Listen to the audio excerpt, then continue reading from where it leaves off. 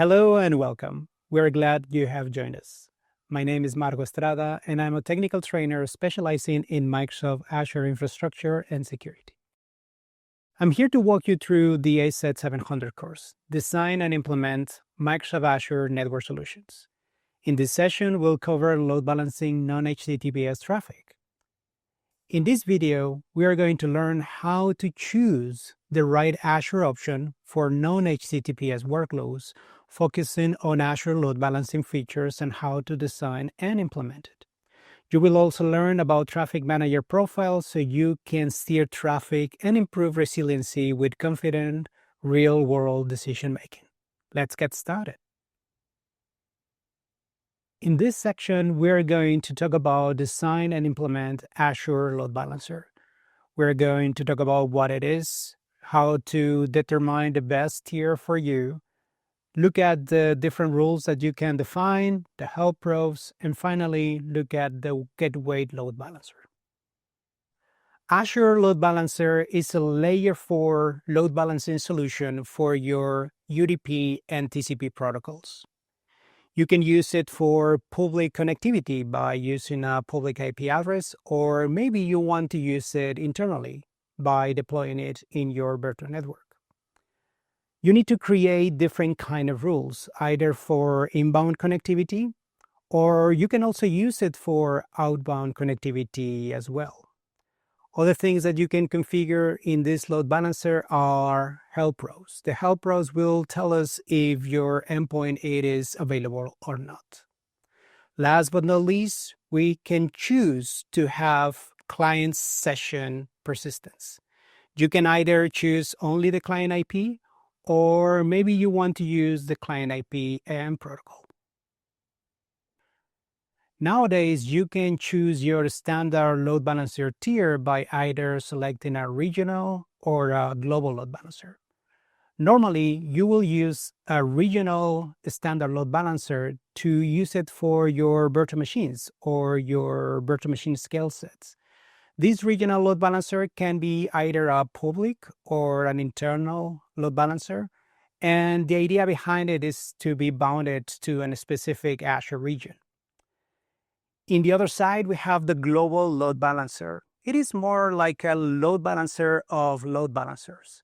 It is only available in a public stance, meaning that you can only have a public IP with a specific global configuration from public IPs.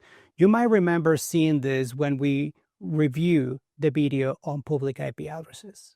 The idea behind the global load balancer is to provide you with high availability between Azure regions. When you are creating a regional Azure load balancer, first you define the initial configuration. Next, you create the front end that could be either public or internal. And next, you create a backend pool, which is your virtual machines or scale sets that are going to be part of your load balancer. But you need to connect the front end with the backend. And the way that you're going to do that is through rules. You have the normal load balancing rules. These are going to map a specific port on the front end to a specific port on the backends of your backend pools. Next, you can use NAT inbound rules that are going to map a specific port in your front end to a specific port in one of your instances in the backend. And last, you might want that your virtual machines or instances go out through the load balancer as well. In order to do that, you need to create an outbound rule. So you're going to assign a specific number of ports to the instances in your backend pool. One of the benefits that we have with Azure Load Balancer is that we can know when one of the instances is down. How are we going to do this? Well, we have 3 different options. We can establish a TCP connection. Or maybe we can do an HTTP or HTTPS connection to the backend pool. Remember, choosing the right one will give you faster responses to check whether the endpoint is alive or not. By default, we are going to check every 5 seconds. But maybe your application needs more than that in order to, review if it's alive or not. Now we are going to see how to create a load balancer. We are going to add a front end, a backend pool, add some rules, and test it out. In this demo, we are going to create a standard public load balancer. So here we are at the load balancing and content delivery overview. In the Azure portal, we see Application Gateway, which we will cover a little bit later in another demo. So let's select Standard Load Balancer, and in here, just like previous exercises, we're going to choose the courses resource group. We're going to name this Public Standard Load Balancer, and we're going to choose West Europe as the region that we have been using in all the different demos. In the SKU, we're going to select a standard, since Gateway we're going to talk about a little bit later. Then let's select the public one, because remember, it can be either public or internal. In the case of the tier, it can be either regional or global, which we'll cover later in the presentation. With regional, we're going to load balance the virtual machine, whereas within global, you will be load balancing other load balancers as well. All the load balancers have a front end, back end, rules that we are going to use. The front end is where it is going to be our entry point. In our case, since this is a public load balancer, it will need a public IP. In here, we're going to choose IPv4 and a specific IP address. We could use a whole IP prefix if needed. But in our case, we created a prefix, yes, but we are selecting individual public IPs, and that's what we are going to choose. And with that, let's go to the backend pool. I have a virtual network called Spoke 1, and in Spoke 1, we have a couple of virtual machines that we're going to use. So let's select that specific virtual network, then select Network Interface as a way to select the different virtual machines. And I'm going to select both of them because I want the load balancer to, load balancer these two virtual machines. Now I'm going to save that, and let's go to the inbound rules. We have a couple type of inbound rules. We have the usual load balancing rules where you balance a specific TCP or UDP ports, and in our case, we're going to load balance the port 80. The TCP port 80 because the virtual machines have HTTP and they have IIS installed on them. In here, we're going to select the previous configurations for front end and the back end, and we just need to select the port which is listed in the front end and in the back end. We also going to need a health probe because we need to check if those backends are healthy. We are going to choose the protocol HTTP because it is faster, because we only require a 200 OK HTTP response, whereas in TCP we need to establish a connection. So we are going to keep port 80 to check this port and the root of the IIS server. And instead of having it every 5 seconds, maybe having it at 30 seconds is fine. It will depend on your configuration and how fast you want to failover if one of the machines is unavailable. In my case, it's just fine. Then you have the session persistence, or how do you want to send back to the same backend virtual machine? In my case, I don't need persistence, so I'm just going to keep it like that. I'll keep the same for idle timeout. I don't need floating IP or TCP resets. And I will need outbound source NAT to get my machines out to the internet. Okay, I'm just going to save that configuration in here, and then I'm going to try to create an inbound NAT rule. In this case, this will allow me to connect to a specific virtual machine port in the backend. So in this case, I want to connect, for example, to the virtual machine 1 RDP.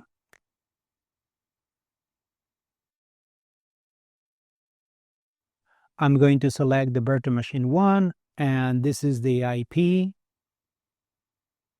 And then the front end will be the same as the front end that we defined before. I'm going to select a different port in here. instead of using the normal RDP connection. So I'm going to write 55555, and then in the service tag, we'll configure custom, and it's going to be 3389. So what we're going to do is basically we're going to provide this network address translation right from the front end to the back end, and from this front end port to this back end port. And that's pretty much it. So I have now a NAT rule and a load balancer rule. Now we need to let my machines go throughout the front end. And that's what we're going to select here. We're going to create an outbound rule, and in here again, we're going to select the front-end public IP address for all the protocols. We are also enable TCP resets. Idle timeout will be 4 minutes as well. And in here, we're going to provide this to these two backend instances. My port allocation here is going to use the default number of outbound ports. In my case, it is only 2 virtual machines, so I don't mind how many ports that are going to be assigned or allocated for each machine, because I'm pretty sure that this will not go over it. Normally, you need to plan ahead depending on the number of virtual machines you're going to have in your backend pool. And with that, we are ready to create the load balancer. Once it's complete, we can go back to the resource to take a look at the different configurations. We need to take a look at the front IP address. Another thing that is nice to check after you deploy this load balancer is the insight, just to make sure that everything is connected as expected. You have the front end, then you see the NAT rule, and then you also see the load balancing rule. So these are the inbound rules, and then you have the outbound rule for the front end. So I'm going to open a new tab here, and I'm just going to paste the public IP of the load balancer. And in here, we see that machine number 1, it is just coming back with a welcome to Azure message. The other thing that I'm going to do is that I'm going to configure the connection to the RDP of the virtual machine 1. In this case, I choose the port 55555, and I'm just going to double click, and we're going to see that I'm connecting right now.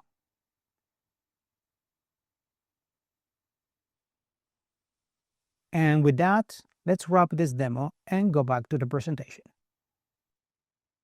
In the last demo, you probably saw that there is a thing called the Gateway Load Balancer. How can it help me? So the normal regional load balancer is going to, load balance virtual machines, virtual machine scale sets, network interfaces, or IP addresses. So the idea behind the Gateway Load Balancer is that maybe you already have a virtual appliance that you want to load balance. So this virtual appliance, maybe it is a firewall that you already have in your environment, and then you just want to add this high availability solution to it. So that's how you're going to use the Gateway Load Balancer. In this section, we're going to talk about how to design and implement Azure Traffic Manager. So we're going to start to defining what it is, understand what are the different endpoints that this Traffic Manager support, how to configure the different routing methods, and one example on how to set up disaster recovery and outage detection. Azure Traffic Manager is a DNS-based traffic distribution service. So the idea behind Traffic Manager is not to have load balancing connections like in the previous example with Azure Load Balancer, but to tell you how to get there. For example, in the slide, we can see that you are first asking your DNS service about a specific domain name. Then your DNS service will translate that into a specific CNAME that is connected to Azure Traffic Manager, and will ask Traffic Manager about the destination. Depending on the routing method that you choose, it will give you the different endpoint that you need to connect to. But here's the trick. Azure Traffic Manager gives this endpoint back to your DNS service, which at the same time will give you back the service that or the endpoint that you need to use. then you're going to connect directly to the specific endpoint. So you are not connecting through Traffic Manager. Traffic Manager is only telling you how to reach your destination. There are multiple Azure Traffic Manager endpoints, but all of them are public. You can have Azure endpoints like a public load balancer or maybe an Azure Application Gateway as a layer 7 load balancer. Or maybe you already have your external endpoint. So you're hosting that, maybe a website on premises using a public IP that you want to use. And last but not least, we have the nested endpoints. With the nested endpoints, we use it with Traffic Manager that is going to ask another Traffic Manager what is going to be the best endpoint to choose from. Currently, we have 6 different Traffic Manager routing methods. In this video, we're going to cover only 4 of them. The first routing method is the priority one. So in here, what we do is that we have a list of the different endpoints that we want to use. We're always going to give the first endpoint, unless, of course, it is not available. So then we're going to give you the second endpoint in the list, and so on. When the first or the second endpoint comes back online, we're going to give you whichever has the highest priority. Next, let's talk about the weighted routing method. In this one, what you define is, well, weights. If you have more weight on one endpoint, well, the connections will be likely go to that endpoint. So let's imagine that you have 2 different endpoints with the same weight. So 50% of the connection will go to one endpoint, 50% of the connections will go to the other one. In this case, again, if we're using the health checks and one of the endpoint is down, so all the 100% connections will go to the one that is available. So you can use this when, for example, you want to implement or you want to add a test in your environment by giving a small amount of weight. So you have a small amount of connections to that specific endpoint. Now let's talk about the performance routing method. In the slide, you can see some latency values. You might be thinking, where are these latency values coming from? You might be thinking, well, it's coming from the client, but they're not. They're coming from your DNS service. So we have the same approach as the priority or the weighted. So we have a health check, checking the endpoints. So if one of the endpoints is down, we're going to connect you to the one that has the lowest latency. So we are going to push through the different endpoints, but remember, latency is related to the DNS service. Last but not least, let's talk about the geographic routing method. You probably have seen this when you are streaming data through other countries, that you get a specific type of content depending on the country that you're connecting from. That is the same thing that we do here. So for example, if you're connecting from the US, you will get one specific endpoint.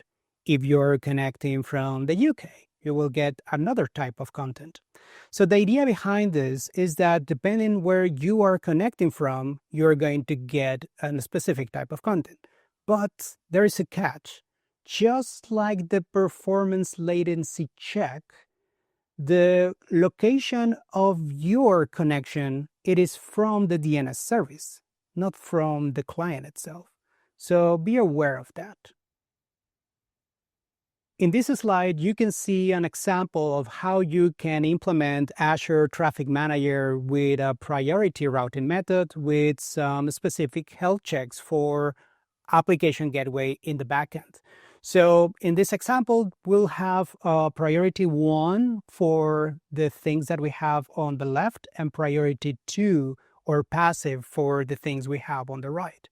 So the moment the health check identifies that this service is down, it is going to change the endpoint for the second or the passive section that we have on the right. So this can be one of the examples that you can use. You can also create a routing method that is using maybe performance. Maybe you want to use another routing method that is using a geographic, or maybe even the weighted one. Now let's see how to create a Traffic Manager profile, how we can add different endpoints to it and test it. In this demo, we're going to create a Traffic Manager profile. the first thing to do is that we go to the Traffic Manager on the load balancing and content delivery, and then we create a new profile.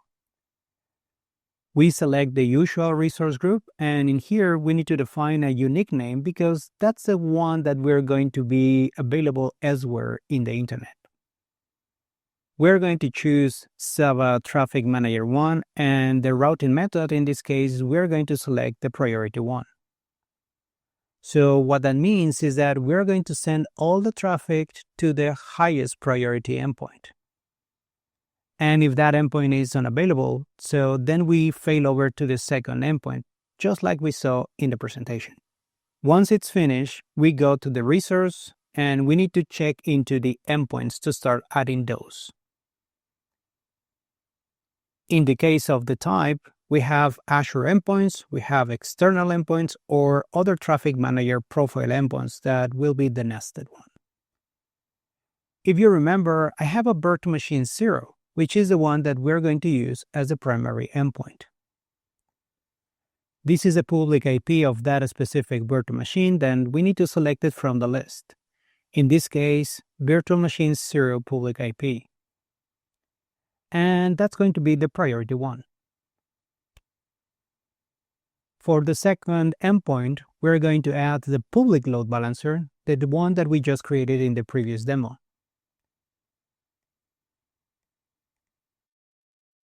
And that will be the public IP address of that load balancer. We selected the public IP number 3, and that will be priority number 2. Once we add those endpoints, Traffic Manager will start checking its availability to define if we are going to send everything to the first priority one or to the priority 2 in this case. So the configuration of the health check is located here. We can see that the time to leave for the DNS is 60 seconds. The protocol, it is going to be HTTP port 80 and also using the root path. And what I will expect from the Traffic Manager is that at least the first one is online, so we can just take a look.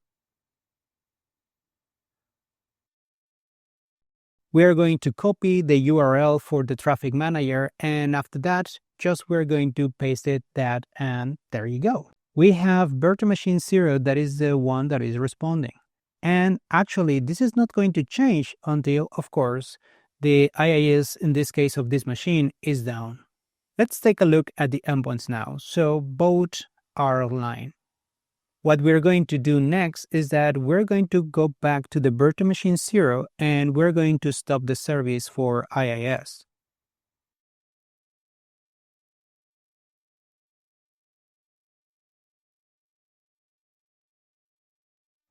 With that service down, one of the things that is going to happen is that the endpoint is now going to be marked as degraded. And once it's degraded, all the traffic will be sent to the load balancer, in this case where we have the virtual machine 1 and 2 listening. Remember that Traffic Manager profiles are based on DNS. And that's why you have this time to live in the configuration, meaning that the record that is pointing now to the Traffic Manager profile, it needs to expire in order to get the new record. What that means is that even though we see that the endpoint it is degraded, we need to wait a little bit more to make the failover happen. In this case, if I click refresh, you're going to see that the page is not loading anymore because the traffic is still directed to virtual machine 0.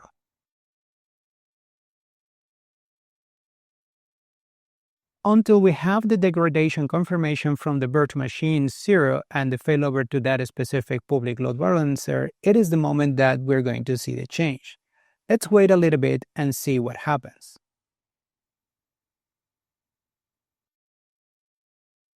And now we see that the virtual machine answering the request is the virtual machine 1. If we go back to the Traffic Manager, we'll see that it is enabled now. Maybe if we click refresh, it will give us the degraded status here. Now I have it in degraded mode, and that's why all the traffic is coming back to the endpoint number 2, which is in this case is the public load balancer. At the moment I start again the IIS, the virtual machine will be online again and all the traffic will divert back to that specific endpoint. Let's go back to our presentation. This concludes our session. Please review the following slide to remember some of the topics touched in this video. Pause the video now and read carefully the non-HTTP load balancers that we reviewed today. There are many ways to continue your learning journey. We encourage you to watch other videos in this course or search out for your next favorite topic on Microsoft Learn at aka ms/learn.